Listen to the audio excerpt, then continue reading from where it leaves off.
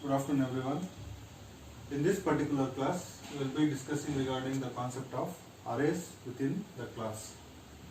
So we have seen how to create array of objects and how to call a particular functions repeatedly by making use of the array of objects. In this particular class, we will be enclosing an array within a class. So far what we have done is, we have declared only the individual variables, but in this particular topic, we will be including an array as a data member. Okay. Now, if you consider the example of the marks, okay, so the student will be having 6 subjects, so the 6 subject marks needs to be enclosed. For that, we can make use of an array. You know what is the definition of an array? Array is nothing but the collection of elements which belong to the same data type. Okay. Now, in this particular video, we will create or else we will write a program that makes use of the arrays within the class. So what I will be doing is, I will be writing a program which will create the concept of marks card. That is, it will be including the name of the student and the 6 subject marks, and by making use of the 6 subject marks, we can calculate the total marks, and then we can display the total marks. Okay, that will be the concept. Now let us see how exactly to write a program that includes an array within the class. That is, here instead of using the variable as a data member, you will be making use of an array as a data member. Okay, let me write the program. Firstly, I will be making use of the header file that is called as iostream.h, and then as include conio.h. Okay. Next, I will create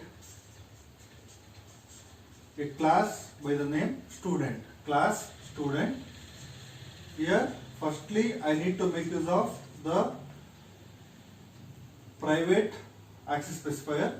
Within the private, what I will do is, I will create 3 different kinds of variables. In that, one will be an array.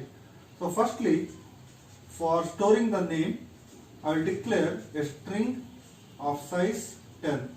So this is a string.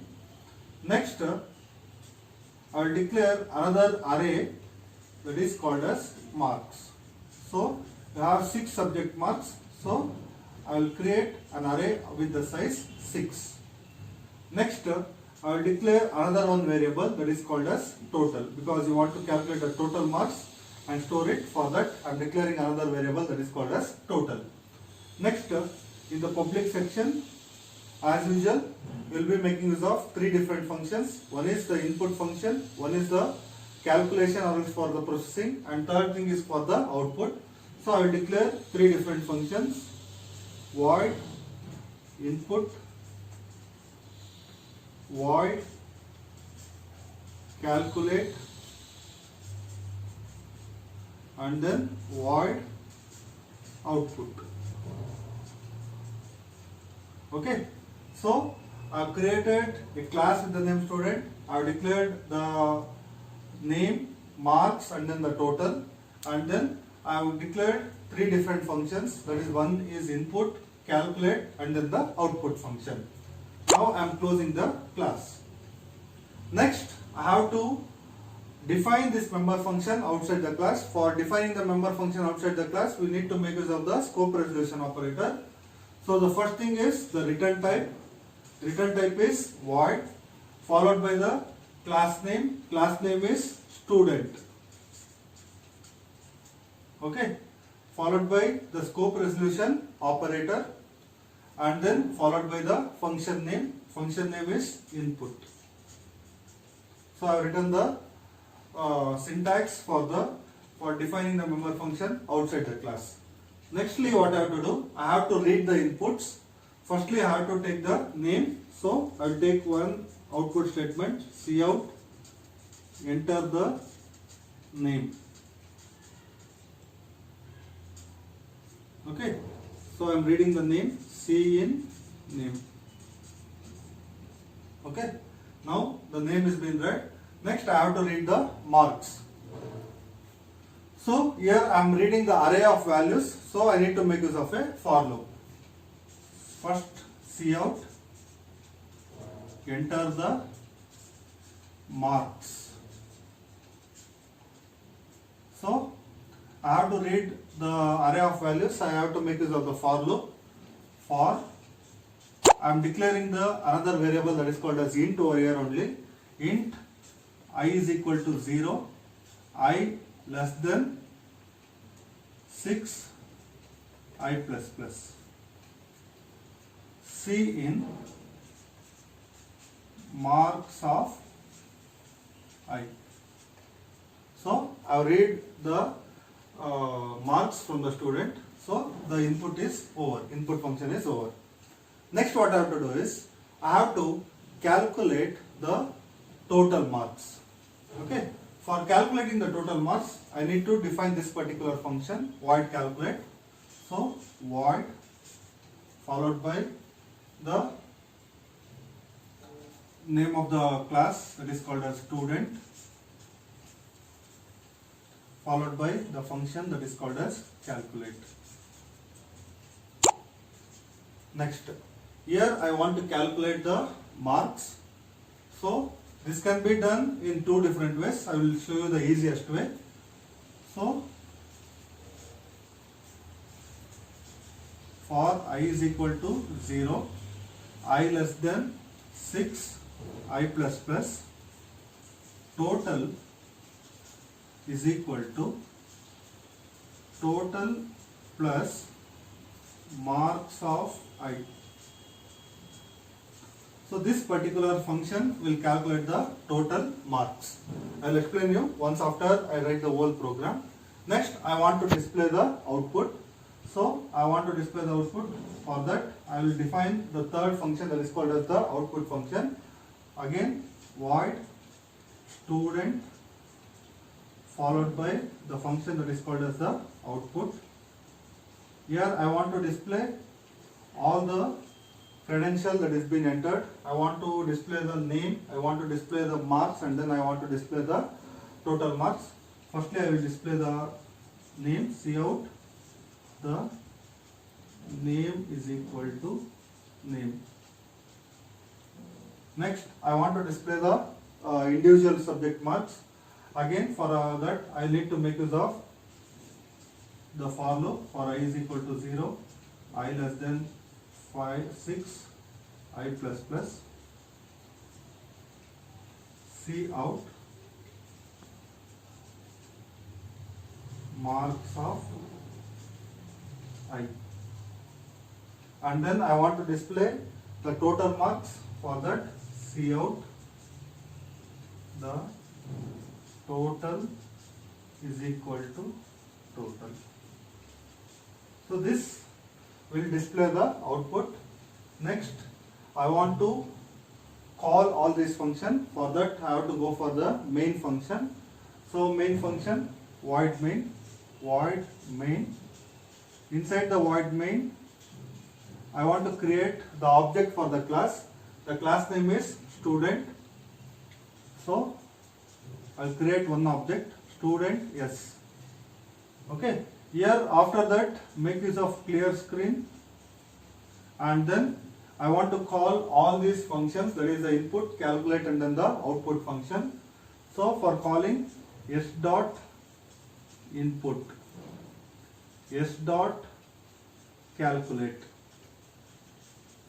and the third function is s dot output. So I have called all the three functions. Once after that, make use of the getch statement and then close this. So this is a simple program that makes use of the concept of arrays within the class.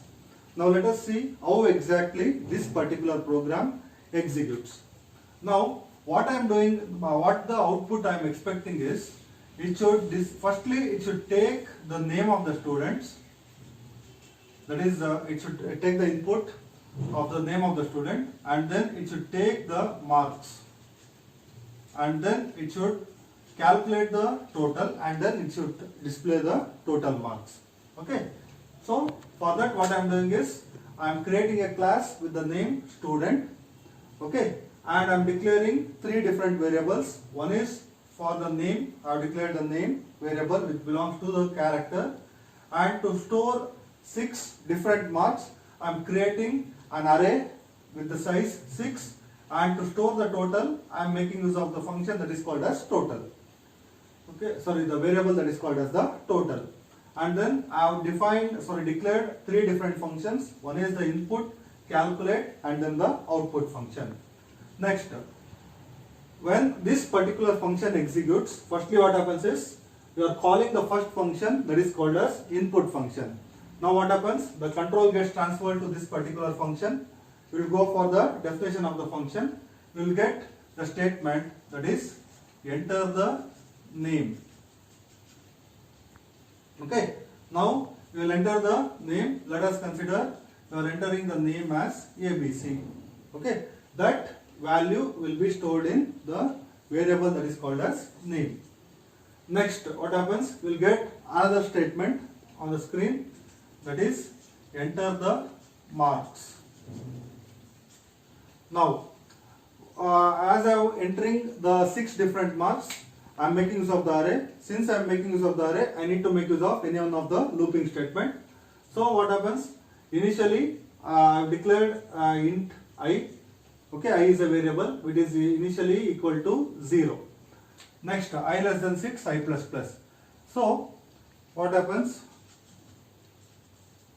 When you create this array, the array will be looks like this: marks of 0, marks of 1, marks of 2, marks of 3, marks of 4, and then marks of 5. Okay. Now let us see how exactly this particular thing works. Now we will get a statement that is called as enter the marks. So what happens? For I int I is equal to 0, I less than 6, I plus plus, C in marks of I.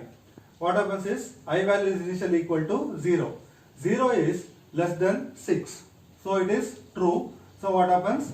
Whatever the marks you are entering, it will be stored in marks of I. I value is nothing but 0. So what happens is the first marks get stored in marks of 0. Next what happens? I value gets incremented. I value now becomes 1. 1 is again less than 6. It is true. So what happens? This particular statement gets executed. C in marks of 1.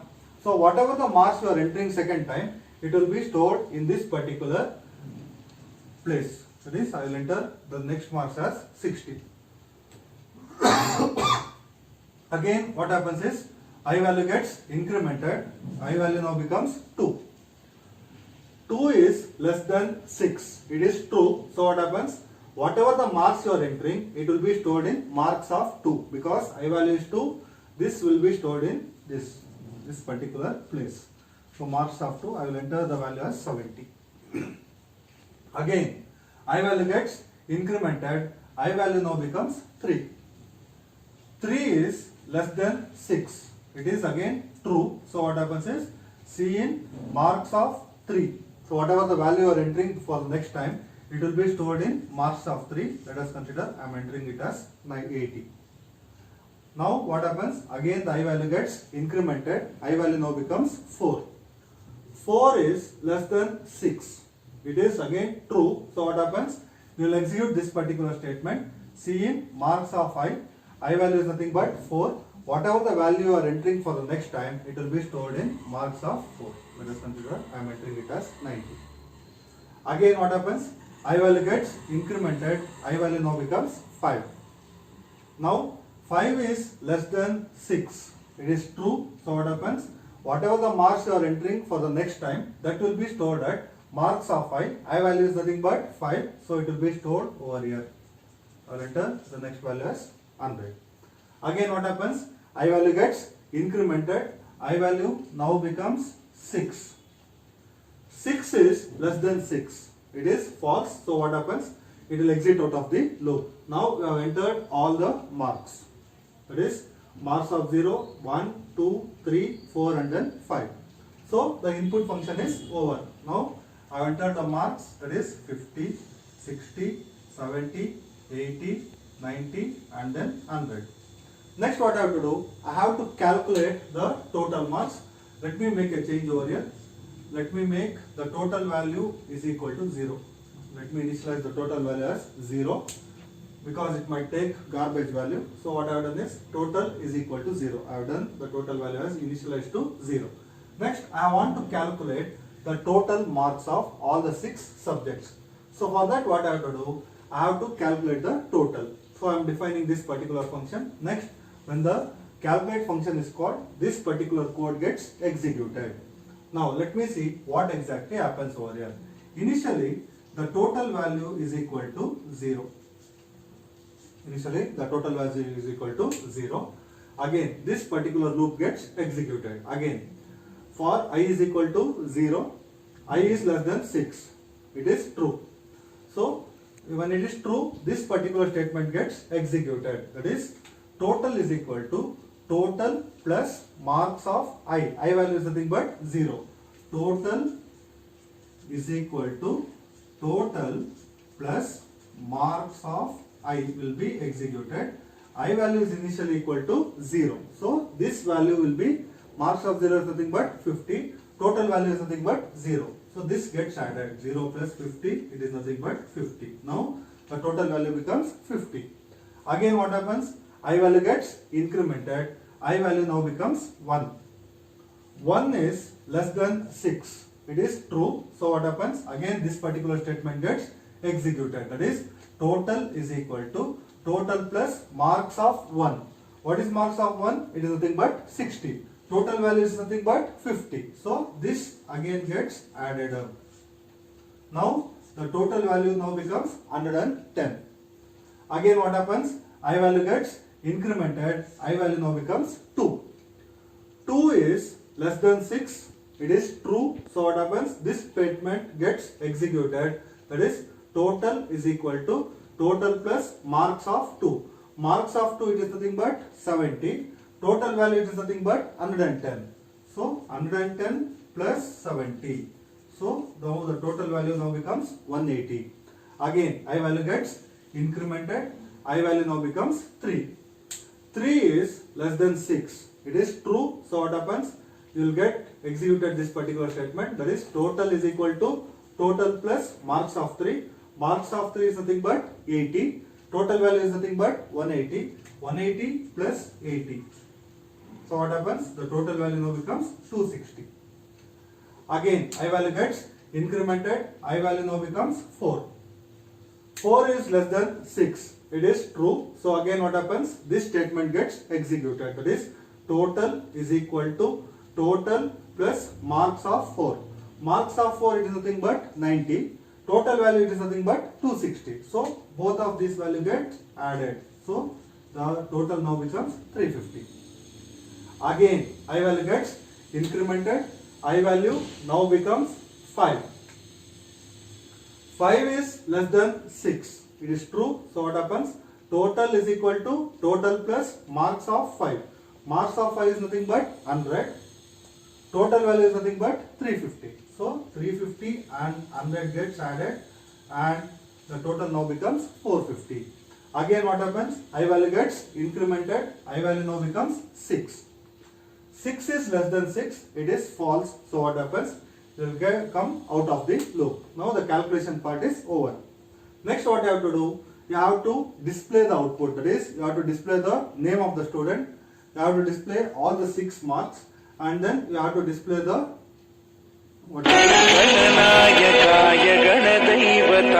display the output, that is nothing but the total marks. Okay.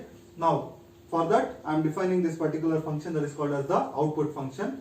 Now firstly what happens? This particular function gets, when you call this particular function, this statement gets executed. You will get the cout, the name is equal to, we will get this particular statement name.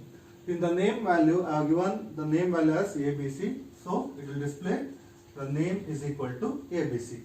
Next what happens? It will go to this particular looping statement.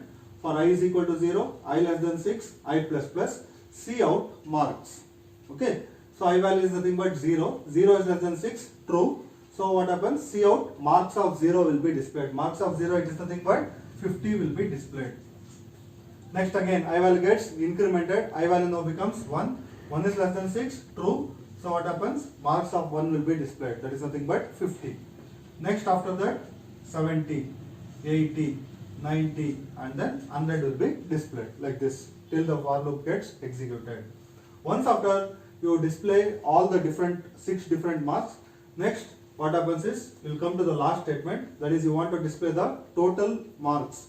See how the total is equal to total. I have calculated the total marks is nothing but 450. So it will display the total is equal to 450. This will be displayed. So this is how exactly you are enclosing an array within the class. Hope you people have understood this particular concept. So what you have to do is, with this particular program, okay, you want to make another one change. Okay, that is you want to calculate the percentage of the student. So what I have done is I have displayed the name of the student, 6 subject marks and then the total of the student.